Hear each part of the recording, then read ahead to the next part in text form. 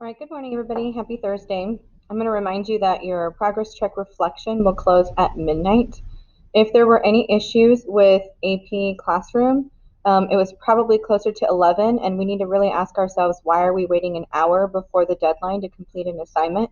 So if there were issues and you haven't reached out to me, sorry, the zero is going to stand. You're only hurting yourself by not completing these progress checks in a timely manner. That was the only expectation on Tuesday. So if we didn't do anything for English class on Tuesday, this is the consequences of those choices. I do want to talk about Macbeth, scenes 5 and 6. So if you open up my notes, if you haven't done the reading yet, let's make sure we do that. You do have a quiz over the remaining scenes in Act 1 tomorrow. So this will not necessarily give you plot in terms of what's going on in scenes 5 and 6, but these are the things that I really want you to pay attention to. So we are at Macbeth's castle in Inverness, and scene 5 is inside the castle when Lady Macbeth receives a letter from him, telling him, about this prophecy with the witches, and that, they'll discuss it more when he gets home. And so she has this soliloquy where she basically says that Macbeth is not strong enough to do what is necessary in this moment. And it's kind of interesting at that time because he's just won a noble title for his bravery and loyalty, but also his kills, right? The fearlessness with which he conducts himself in battle. So it's kind of interesting that she sees him in a completely different light than what he is on the battlefield. And then in scene 6, this is where King Duncan arrives, and they're in front of Inverness, specifically looking at the appearance before going inside. So for Lady Macbeth, I really want you to pay attention to her character because she is breaking the stereotype of femininity. I mean, she goes there. We see her say some things that were like taken aback, and she even, I think, one point prays to be more like a man and be cruel, and have zero remorse. And so, um, typically at this time, females were stereotyped as fragile beings. They needed protection, they needed guidance. They were not the ones to make decisions. They were, the perfect hostess. And so she does adhere to these in public, and she uses them to kind of emphasize her points, in terms of appearance. But privately, she goes against every single one of them. I think there's a point where she even says that if she has given her word to, kill her own baby, she will like pluck it from her breast and bash its head in. I mean, she goes there.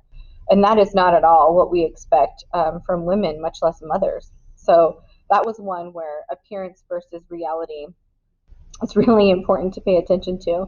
So continuing with those same motifs and this idea of being fair versus foul, um, Lady Macbeth really provides several hints, in her actions and in her words, as well as Macbeth. And Macbeth necessarily doesn't control his appearance versus reality versus the way Lady Macbeth does. She's very intentional about it. But think about the way Macbeth appears to King Duncan versus what he's plotting behind his back. And then in scene 6, King Duncan has some descriptions of Macbeth's castle at Inverness, um, and that is a really important setting discovery because he talks in contrast essentially what Inverness looks like to him versus what we know as an audience to be true about what's conspiring within that castle. So make sure you read through both of those and start marking pieces of evidence, that you could use for those particular motifs.